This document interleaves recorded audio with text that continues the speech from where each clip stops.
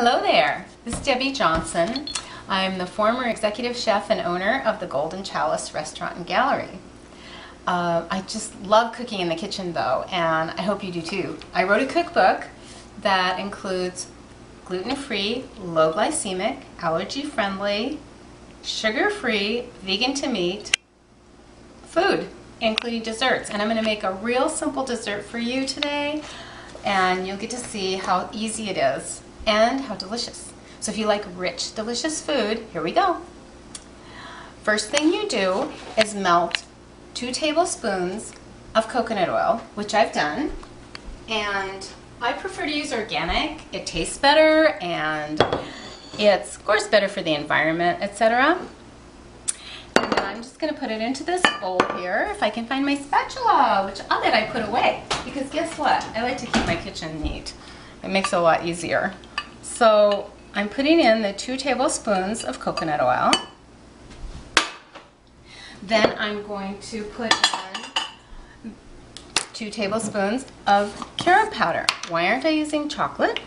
Well, carob powder is supposed to be so much better for you than chocolate. Chocolate has theobromine, which is an addictive substance, which is why people get addicted to chocolate. And also because it can help you wake up. And sometimes I need that too. So I got a fork here. I'm just going to mix this carob powder in, and it mixes in really nicely with oil. So it kind of helps it melt. And you can use chocolate powder, of course. So the next thing is I've used a coffee grinder. So this is a dedicated coffee grinder. What that means is I just use it for things like herbs and spices and coconut for yummy desserts. Carob coconut truffles. So this is about 3/4 of a cup, and you use a whole cup of coconut. And so what I did was I used unsweetened organic coconut, and I got it in a package at the health food store. And this can also be used as a coating, which makes you think it's like powdered sugar or something, and especially if you can't eat sugar, it really looks like a great treat, and it tastes that way too. But they say looks are part of it. And if I don't knock the whole kitchen apart, we'll do great. Okay, so this is the 1/4 cup. So I ground that up first. It makes it easier. You can do it all together, and if your grandma cooked like me, it works.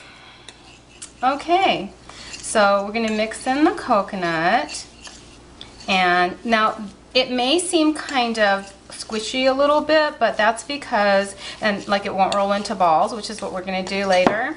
But you see how it's starting to stiffen up, and the coconut oil was warm. Coconut oil, or you can use butter if you want, same thing, it will harden up, especially ghee or clarified butter.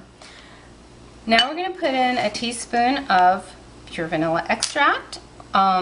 Supposedly, if you're gluten-free, you need flavoring. There are different camps about that. If you want, you can try it, but only if your doctor says so, of course.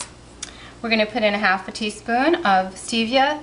This might look different to you because it's actually darker. It's the whole leaf stevia, which I believe in using because I know that it's actually better for you than the more refined, which is true of almost any food, as you probably know. So about 1/2 teaspoon of that, and that's going to be to taste, because not everybody likes sweets. Some people like it sweeter. You just decide what works for you. And then we're gonna, this is my secret ingredient, a little bit of almond extract. Just a bit. So this is a 1/4 teaspoon. Again, whatever you like, but that's going to bring out the coconut flavor more as well. And then one of the secrets to really get yummy desserts and or any kind of food is a little bit of sweet and a little bit of salty. So this is an 1/8 teaspoon of salt. Again, to taste. You'll know when you taste it, and you may be tasting it the whole time you're cooking. And if you're like me, maybe half of it will get into the refrigerator by the time you're actually done. And then, this is the yummy part, you can use almond butter, or you can use almond meal. You could use peanut butter if you wanted to, although there are conflicting ideas about peanuts as well. So I know that almonds are good for you unless you have tree nut allergies, and in which case you could roast some sunflower seeds or something else crunchy you can think of. Or you can, if you can eat walnuts, you can toast some walnuts, and if you leave out the almond extract and just put in the walnuts and no coconut, it tastes like brownies. So that's for people that can't have coconut either.